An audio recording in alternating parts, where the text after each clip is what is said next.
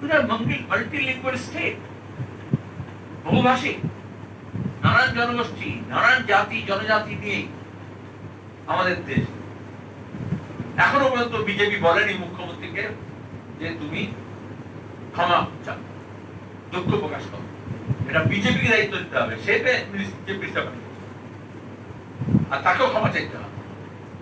আর এটা বোঝা যাচ্ছে এটা ক্ষমা চাইতে বলবে না, কারণ এটা পরিকল্পিত আছে। এটা আসামের মুখ্যমন্ত্রী হঠাৎ মাথায় যেতে নয়, ছত্তিশগড়ে যারা উদ্বাস্তু পুনর্বাসন করা হয়েছিল, যেটা বারাসাতের কথা বললাম, যাদের একটা বড় অংশের মানুষকে এখানে সবাইকে জায়গা দেওয়া যাবে না বলে ছত্তিশগড়ে, তৎকালীন মধ্যপ্রদেশে নিয়ে যাওয়া হয়েছিল, উড়িষ্যায় নিয়ে যাওয়া হয়েছিল, তারা প্রকাশ করছিলেন, আন্দামানে নিয়ে যাওয়া হয়েছিল।